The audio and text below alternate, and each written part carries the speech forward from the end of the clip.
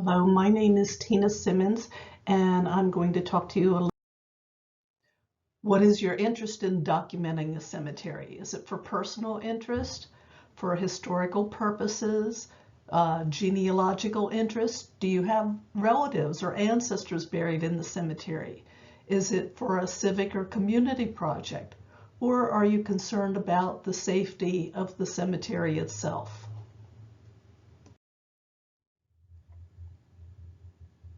There's some things to consider before you go. Look for different types of information. Talk to as many people as you can beforehand. Talk to different relatives. Talk to local residents. Check for other kinds of family records, maybe death notices, obituaries, family Bibles. Check different kinds of published records. There may be records that are available through a historical or a genealogical society. There might be some records in your local library. Check different online cemetery sites, such as the ones listed here. Check maps to see if they show the cemetery's actual location. Sometimes deeds and land records, plats, show the cemetery location. Sometimes they just mention that there is a cemetery. There's a free online site called Google Earth that shows aerial imagery.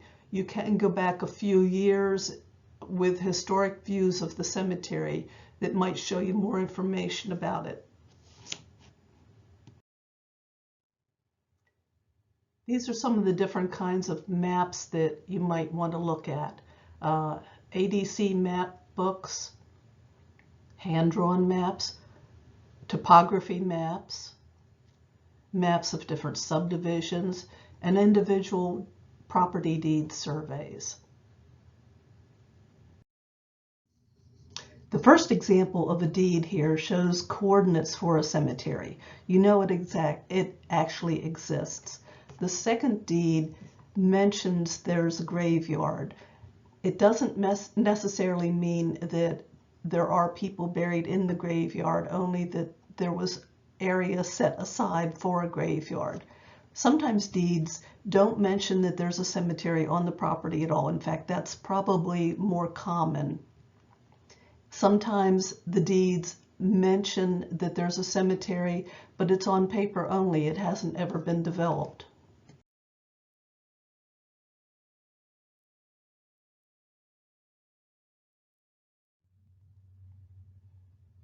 What to take with you? Take the information you already know to make sure that it's accurate. Take someone with you. Take a cell phone. It can be used to call if you need to reach someone, or it can be used to take photographs of the cemetery. Make sure you wear the right clothes for the right job. Take some tools, hand pruners, a trowel. You might want something to kneel on to take a picture or to try to interpret the tombstone, a clipboard, paper, and something to write with. While you're at the cemetery, how do you go about actually finding the cemetery location? Look at the high points of land. They're not going to put a cemetery down near a creek or in an area that floods. Look near old homestead sites. Look in areas that are not currently being farmed. Look in the middle of open fields for areas that have a grouping of trees. Look in the woods. Look for vegetation that's not consistent with the surrounding area, such as ivy or periwinkle. Look for old oak trees or cedar trees. Where's the cemetery? Not all cemeteries are in open areas with nice, bright, white standing tombstones. This is a small family cemetery in the woods. It's got a number of standing tombstones. It also has field stones. Everything sort of blends in with the surrounding environment, so it's difficult to see.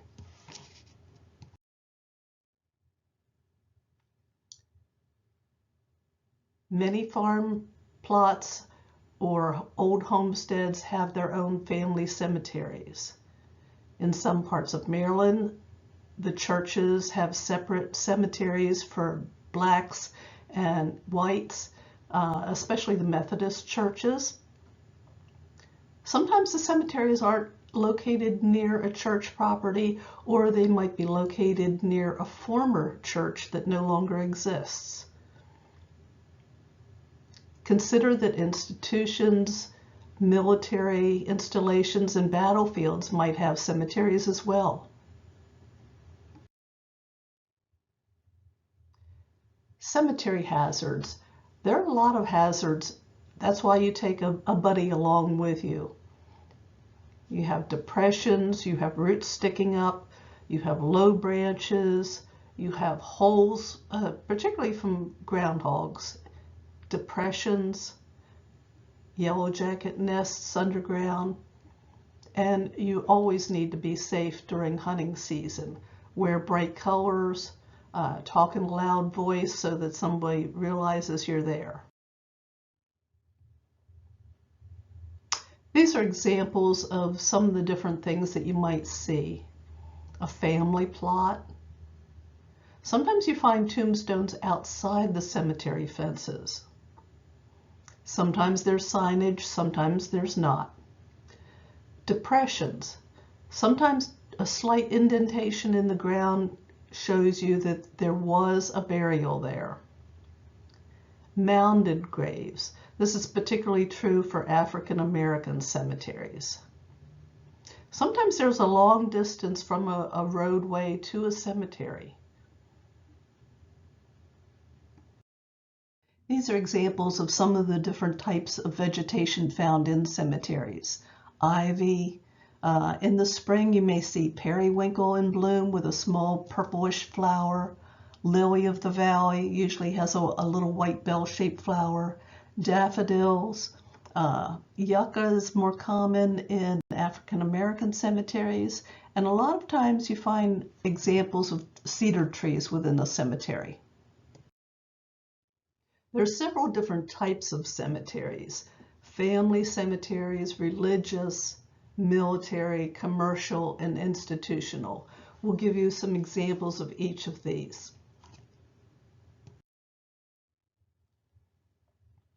Sometimes they're found out in the middle of a field. Sometimes they're in the woods. Usually the stones are all grouped together, but may not be in a particular order, not in little rows. Community cemeteries are more apt to be found in a large centralized area of a town, or maybe on the outskirts where multiple families from the same general area are buried.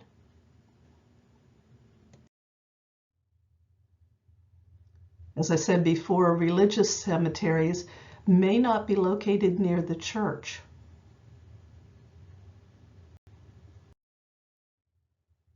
Military cemeteries. Military cemeteries are usually fairly well marked. A lot of times their stones are very white.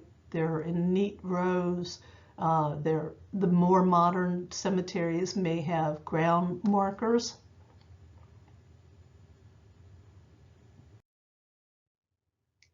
Commercial cemeteries and memorial parks are a more modern invention. Sometimes the memorial parks will have only ground markers. Sometimes the cemeteries or memorial parks will have a combination of tombstones and ground markers. They usually cover a large amount of acreage, and they have many different types of individuals buried within them. Institutional cemeteries may have a wide variety of styles.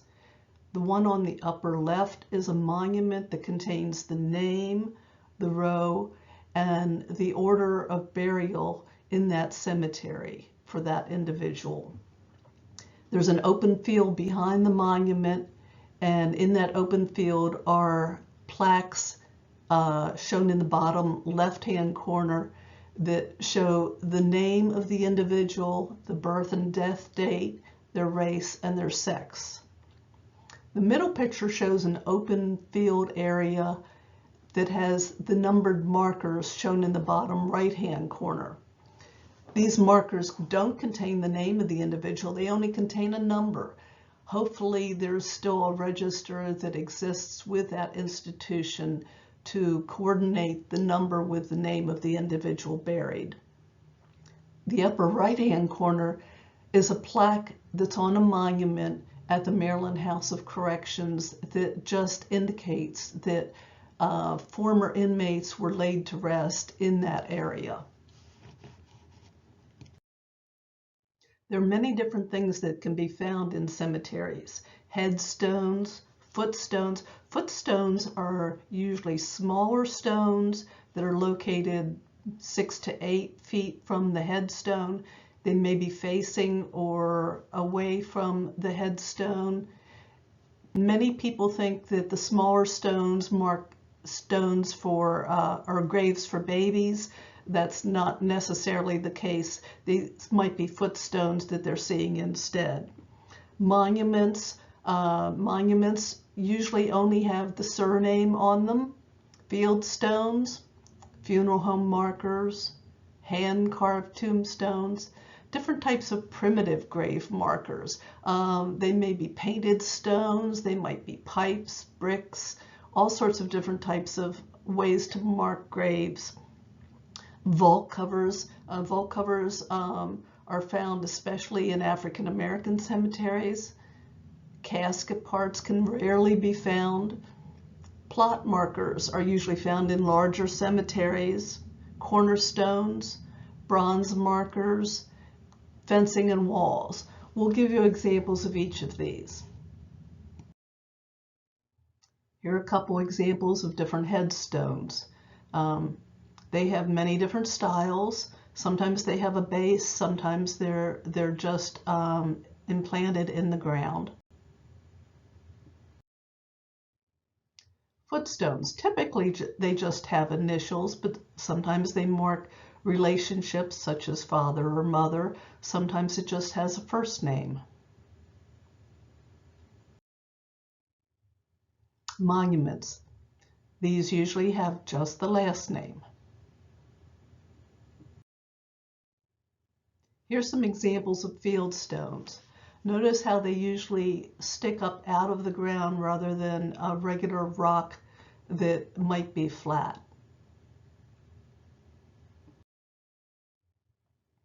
Here's some examples of funeral home markers.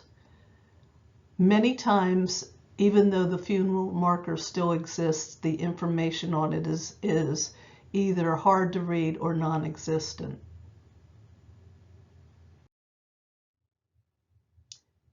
Here's some examples of hand-carved tombstones. Sometimes this was due to lack of money by the family burying the individual.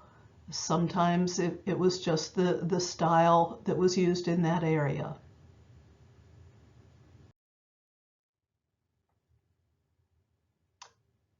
Here's some of what I call primitive grave markers. A copper plaque just on a piece of concrete, field stones, just a little white cross with some flowers. The next picture, someone's embedded pebbles into a piece of concrete to have the individual's name spelled out. Here's a concrete cross and a wooden cross. A stone embedded in concrete, which makes it apparent that it's not just a field stone. A metal pipe, a concrete block, a framed photo. Other examples might be of bricks.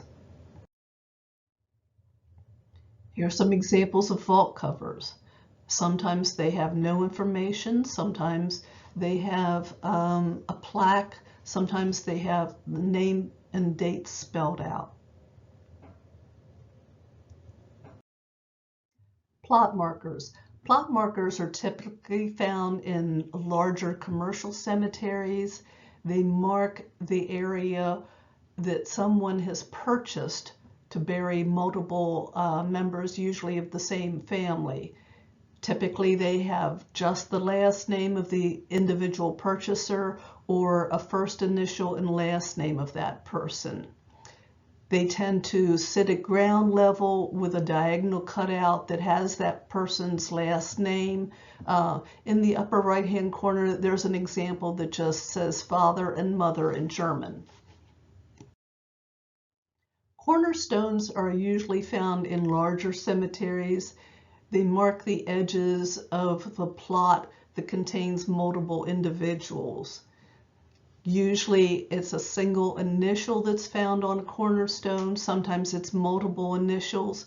Sometimes it's just a design as in the top right picture.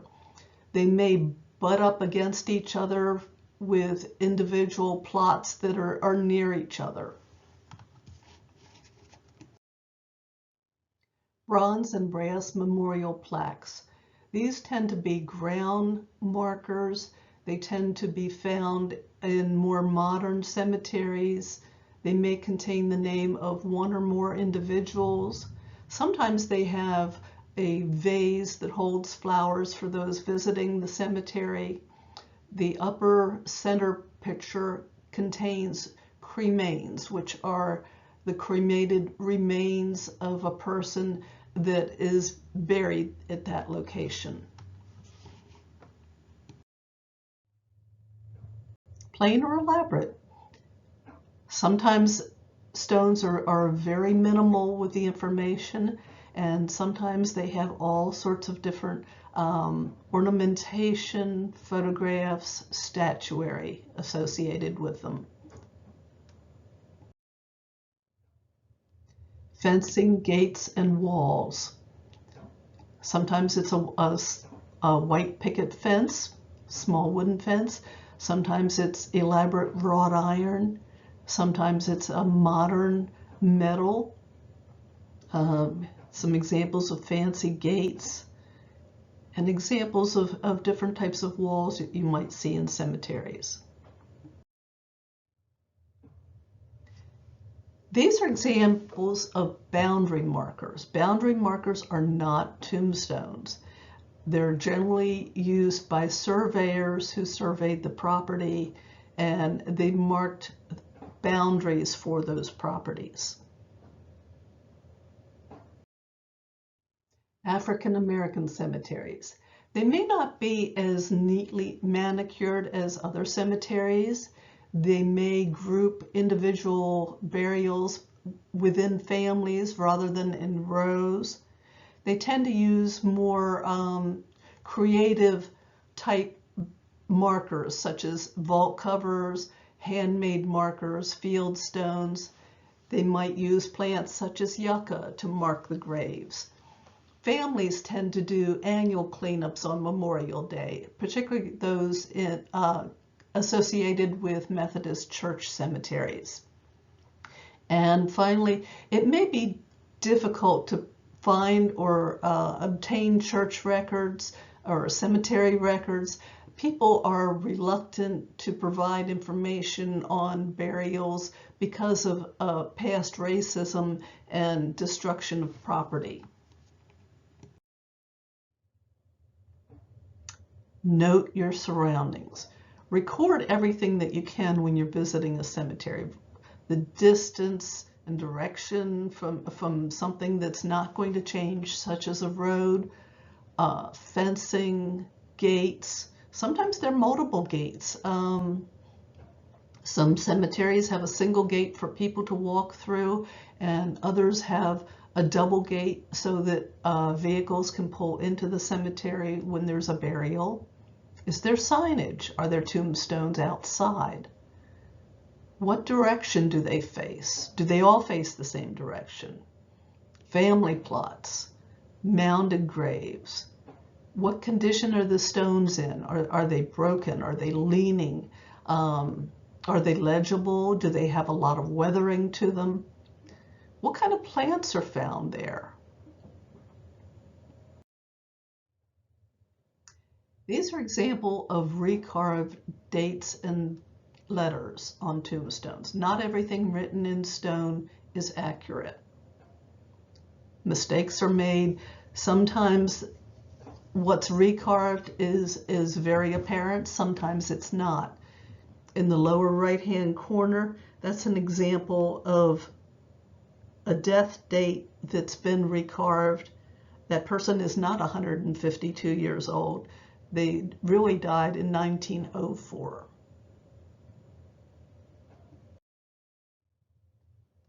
Stone carvers sometimes carved their name and the town where they operated on the tombstone.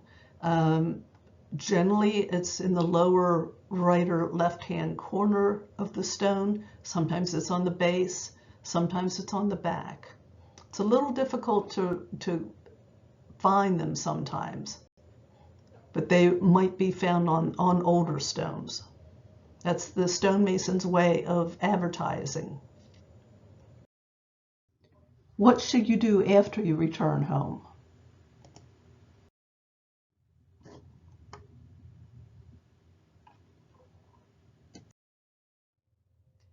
Make that information available to others.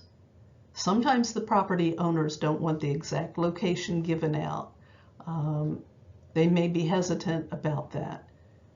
Make sure that the local historical and genealogy societies have a copy of your information. Let the county planning and zoning department be aware of its existence. That helps protect the cemetery from further development in the area. And you may want to add the cemetery information to online sites, such as the ones listed here. Thank you very much. I hope this information has helped you learn a little bit more about what to look for, where to go for information, and what to provide to others after you've visited a cemetery.